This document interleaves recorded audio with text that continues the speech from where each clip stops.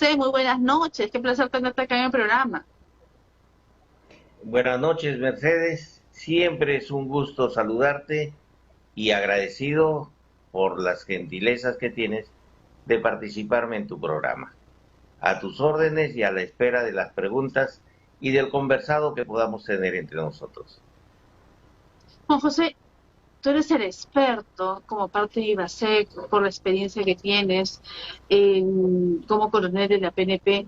Quiero que nos digas qué es lo que está sucediendo en nuestro país. O sea, uno, el tema del tiroteo en Santa Anita y también el tema, en el macro que nos incumbe a todo el país, porque es que no tiene la policía el apoyo que debe tener, yo me imagino. Quiero que me digas, ¿cuál es tu sentir, Juan José, cuando ves a los policías que tenemos una presidenta que le dicen, no, entra el diálogo? O sea, los están agraviando, le están tirando piedras, de todo, y dicen, no, usted, o sea, pareciera que los policías no tienen familia, parecía que detrás de un policía no existe una mamá, no sé, ¿qué piensas, Juan A José? ver, en ese contexto, mi querida Mercedes, vamos a nosotros a poder diferenciar los actos que se producen tanto en contra de la Policía Nacional como aquellos que forman, que están causando malestar dentro de lo que es la criminalidad en contra de la ciudadanía. En primer lugar, el aspecto político existente en nuestro país está dando lugar a una serie de protestas que, si bien estas están consideradas dentro de la Constitución Política del Estado como una facultad ciudadana, no pueden ser estas utilizadas para cometer una serie de delitos que van en contra de la propiedad pública, la propiedad privada, y que van en contra también de el bienestar o de la parte física de los ciudadanos y principalmente de la Policía Nacional, que tiene la responsabilidad del mantenimiento del orden público y del control social. Dentro de esta parte que vamos a conversar, que es lo que está sucediendo en los mítines, en este descalabro ciudadano, yo le encuentro responsabilidad a la Presidenta de la República, al Ministro del Interior y al Comandante General. A la Presidenta de la República porque ella está dejando de lado el cumplimiento de su... A ver, te decía yo, parece que no se ha escuchado la primera parte. Hay una responsabilidad acá por parte de la Presidenta de la República, porque ella es la llamada a cumplir la ley y la Constitución para el mantenimiento del orden público y la seguridad interna del país. Ella no puede estar dándole visos como, oiga, los esperamos a ustedes aquí en Palacio para conversar, cuando sabemos que es una turba que viene asusada por delincuentes. El otro responsable para mí es el ministro del Interior, un ministro del Interior que es un cargo político, pero que está inmiscuyéndose en la responsabilidad que tiene la policía de actuar de acuerdo a la ley y la Constitución. Y el otro responsable es el mismo comandante general. ¿Por qué? Porque el comandante general es el responsable de lo que haga o deje de hacer la institución. No puede enviar al personal policial, en muchos de los casos, o sin escudo o sin vara de ley, o que sea simplemente agredido sin no responder de acuerdo a lo que la ley le permite hacer a él. Ese por una parte el descontrol social en este tipo de manifestaciones. Pero ya hemos visto no hace mucho el ataque de Sendero Luminoso de terroristas a policías, causando 7 muertes en la última y el día de hoy 2 heridos en el ejército peruano, que han estado luchando contra el terrorismo. Entonces, tiene que continuarse con las estrategias de lucha contra el terrorismo en las zonas del Brain. Y por otro lado, tenemos nosotros la delincuencia común, que aprovechando un poco descuido por parte de la policía, dado a que está investigando los otros casos, un poco de descuido, y hacen una serie de fechorías, sicariatos. Acabamos de ver no hace mucho un ajuste de cuentas donde han matado casi a toda una familia o a toda una familia. Vemos robos al paso y un montón de situaciones que se dan. Entonces, nuestro problema de inseguridad se da y alguna luz en el túnel, casi al final del túnel estamos viendo, cuando acaba de presentarse una moción, o perdón, el resultado de la comisión de la mujer, que ha salido el vocero de Avanza País para indicar de que se va a ejecutar, se va a tener en cuenta, se va a proceder a considerar dentro de la norma la alerta AMBER. La alerta AMBER es una alerta que se da a niveles internacionales, pero lo que hay que tener en cuenta, mi querida Meche, es que cuando el congresista anuncia que se va a dar la alerta, se va a instituir la alerta AMBER aquí en el Perú, no habla en lo absoluto de la ley 296/85 denominada la ley Brunito, que establece y considera todos los protocolos necesarios para actuar de manera inmediata en los casos en el que él está indicando. Esta ley fue dada durante el gobierno del presidente Alan García, el segundo gobierno, y cuando era presidente del Congreso Sumaeta. Y aparte de ello, el 2018, siendo Vizcarra presidente, se dio la reglamentación de la ley Brunito. Entonces no podemos nosotros dejar de lado. Por eso es bueno, si bien aplaudimos la preocupación existente por parte de los congresistas, hay que tener en cuenta que no debemos olvidar la normatividad vigente, porque si no empieza a hacerse todo esto un pandemonio, ¿no? Entonces, ¿y esto a qué se da? En respuesta a los más de 25 mil personas desaparecidas en el año, y cuyo 30%, aproximadamente 7.000 niños y un poco más, niños, niñas, adolescentes, que se pierden en nuestro país. Diariamente, hoy día escuché, mira, hasta hace unos meses atrás el INEI decía que se perdían aproximadamente entre 16 a 18 niños y adolescentes en el país. Hoy escuché en un medio de comunicación que el INEI había establecido que se pierden 30 niños y adolescentes en el país. ¿Y a dónde se dirigen? Muchos de ellos pueden recuperarse seguramente, pero otros no. Y entonces el problema es, ¿a dónde se están dirigiendo? Ahí se cree, se tiene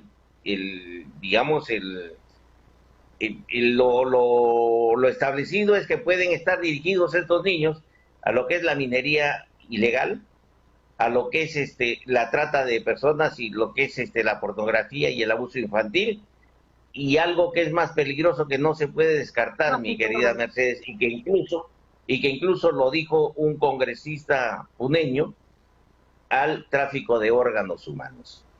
Entonces, bien por lo que está haciendo, bien por lo que se ha hecho en la comisión de la mujer en el Congreso, pero yo les recomendaría que lean un poquito lo que es la ley Brunito y su reglamentación. Entonces, estos aspectos que estás viendo son 3 aspectos que indudablemente mueven, por decir así, lo que es la inseguridad ciudadana en nuestro país. José, el desconcierto es de la familia policial y lo digo cada noche porque nos escriben.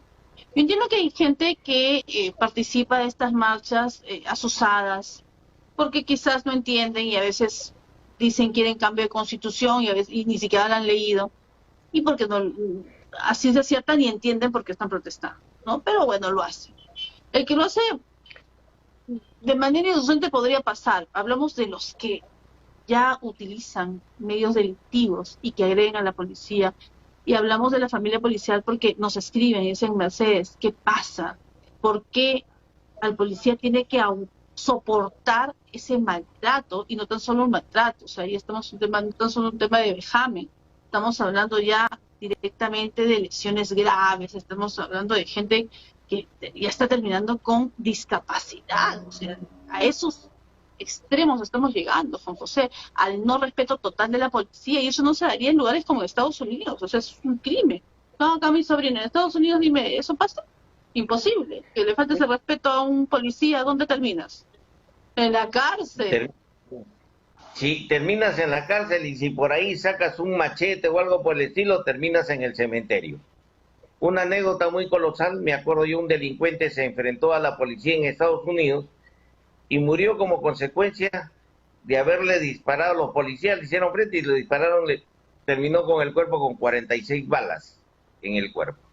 Se acercó un periodista y le preguntó al comisario, comisario, ¿cómo es que ese delincuente tiene 46 balas en el cuerpo? Y el comisario le dijo, sí, le dijo, es que se nos acabaron las balas. Eso significa que para luchar contra la criminalidad tienes que hacerlo de manera contundente, no de manera, como dicen muchas veces los jueces o los fiscales, proporcionalmente.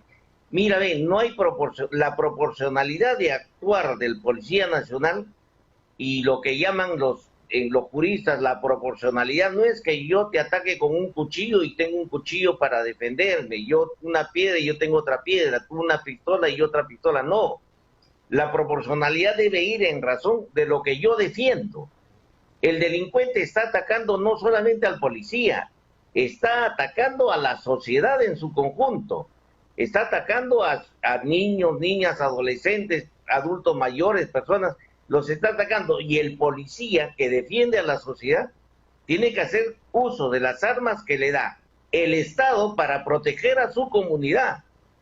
Indudablemente hace uso de ella y abate, elimina al enemigo, porque el delincuente es un enemigo. El delincuente viene a atacar las bases de nuestra sociedad para una convivencia pacífica. Entonces debe haber el respaldo suficiente. Yo veo a muchos congresistas y he escuchado cuando se han presentado los ministros del Interior de la época de Castillo al Ministerio del Interior y sacaban cara por la policía y maltrataban a ministros que indudablemente pues eran mamotretos, eran cualquier cosa menos políticos para defender a la policía, y decían hay que defender la policía, pero sin embargo, ¿qué norma han dado aquí la actual, digamos los actuales congresistas? ¿Qué norma jurídica, qué ley han dado para proteger el accionar de la policía en el uso de las armas? No han dado ninguna de ellas. Entonces, ¿de qué estamos hablando? Políticos que solamente se presentan a los medios de comunicación cuando hay estos sitios para hablar en bien de la policía, pero que den una norma. A ver, ¿qué norma han dado? ¿Acaso hay siquiera una norma que reconozca al policía? No le han pagado desde hace varios meses atrás unos bonos que les corresponde por un trabajo ya realizado. Y sin embargo le exigen. Veamos cómo está el hospital de policía. El hospital de policía completamente desabastecido y un sistema de salud manejado por un grupo de civiles. Es decir, habría que hacerles una investigación a toditos ellos para ver han saqueado qué el hospital de policía.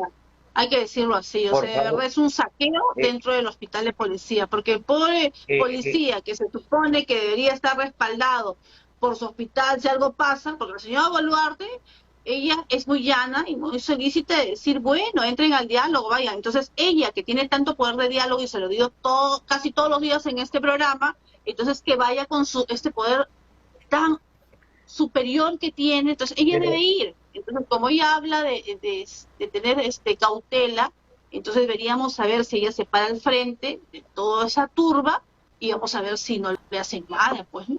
¿Qué va a sentir ella? A ver, yo me imagino que la primera piedra que le lance, hay que ver, mi querida Mercedes, este problema del desabastecimiento logístico de la Policía Nacional, del desabastecimiento del hospital de policía, data de hace muchos años atrás. Mira, hay que recordar que Alan García fue el principal destructor de la policía peruana en el país. Se perdió todo lo que fue la especialización policial, se unificó la policía para dar motivo a crearse la Policía Nacional, pasar al retiro a muchos oficiales y personal subalterno. Oiga, y que hoy en día no hay en la institución, no hay especialización de lucha contra la criminalidad, nuestros hospitales están completamente desabastecidos y abandonados, faltan médicos, hay una carencia de médicos total.